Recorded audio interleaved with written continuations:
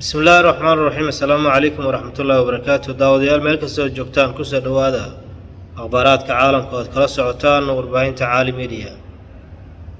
barnaamijkeena maanta waxaan ku soo qaadan doonaa xaaladda ugu dambeysay ee Falastiin Israa'iil, heshiiskii la gaaray halka uu ku dambeeyo, maxaabiistii goormeys dhaafsigeeda u dhacaya, heshiiskiisa goormee la dhaqan gelin doona.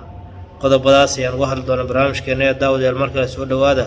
haddii aad nagu cusubtahay YouTube-ka subscribe noo saar, fiidiyoga noo share garee, like-na noo saar si bulsho badan aan u gaarmaansanid. wararka ugu dambeeyay ka imaanaya Falastiin gaar ahaan magaalada Gaza ayaa sheegaya in dagaalkii qaraaraha u dhaxeeyay Israa'iil iyo kooxaha Xamaas iyo Islaamic Jihad uu weli sii soconayo, iyadoo ciidamada Israa'iil gaar ahaan diyaaradaha dagaalku ay weli sii wadaan duqeynta xooggan oo ku hayaan qaybo badan oo ka mid ah magaalada Gaza.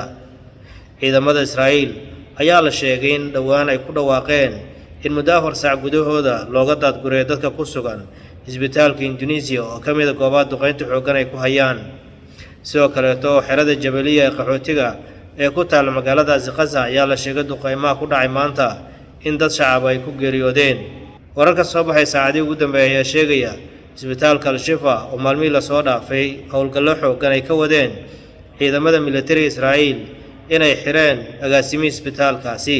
wasaaradda caafimaadka Falastiin gaar ahaan magaalada Gaza maamulka ka jira ee Xamaas ayaa sheegtay in agaasimihii isbitaalkaasi ay xabsiga u taxaabeen ciidamada Israa'iiliyiinta. lama oga meesha ay u kaxeeyeen agaasimaha, hase haatee agaasimaha ayaa maalmihii la soo dhaafay waxa uu dhowr mar oo warbaahinta uu ka soo muuqday wacad ku maray inaanu isbitaalka ka bixi doonin, Israa'iilna ay halkaasi ku dhex dili karto.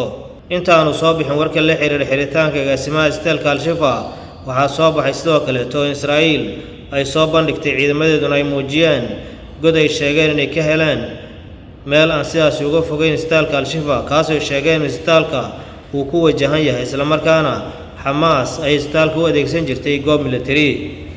maalmihii la soo dhaafay isbitaalada ay aad u beegsanayeen ciidamada Israa'iil, waxayna sheegayeen in isbitaaladu ay yihiin goobo ay isticmaalaan ciidamada kooxda Xamaas siday hadalku dhigeen. marka laga yimaado dagaalada xooggan oo maalinta soconaya qaybo badan oo ka mid ah magaalada Gazana madaafiicda iyo duqeymaha laga maqlayo, haddana waxyaabaa la isweydiinaya waxaa ka mid ah halka uu ku dambeeyo heshiiskii ay gaareen Xamaas iyo Israa'iil, kaasoo la xiriiray in muddo 4 maalmood dagaalka la joojiyo, dhexdhexaadiyaalna ay ka ahaayeen Qatar iyo Masar iyo Mareykanka.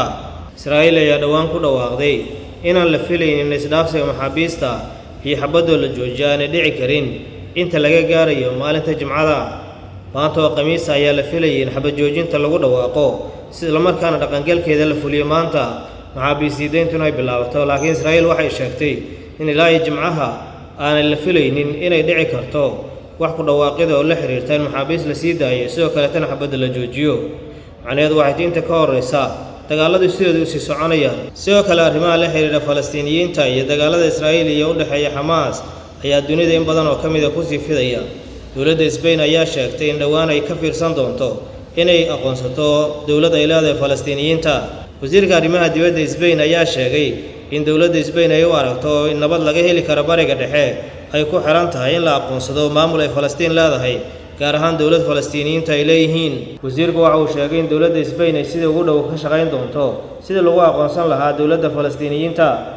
sidoo kale banaanbax looga soo horjeedo dhibaatada xooggan Israa'iil ay ku hayso shacabka Falastiiniyiinta ayaa la sheegay in qaybo badan oo Yurub uu ka soconayo, iyadoo ciidamada Jarmalku ay xirxireen dad badan oo banaanbaxaas ka qayb galayay, waxaana Jarmalku ku dhawaaqay in ururada Falastiiniyiinta taageersan guud ahaan la mamnuucay. caalamka oo dhan ayaa ka warsugaya goorta dhaqangalka heshiiska la gaaray uu bilaaban doono iyo qaabka ay u dhici doonto maxaabiista wadaarsigeeda iyo waxa ka dambeyn kara marka ay dhacdeen maxaabiistaasi la iswadaarsado. daawadayaal mar kale ku soo dhawaada Cali Media. haddaad nagu cusubtahay YouTube-ka subscribe noo saar, fiidiyoga noo share garee. intaas ayaan qodobkeennii aan uga hadlaynay xaaladda Falastiin ku saaf meerayna.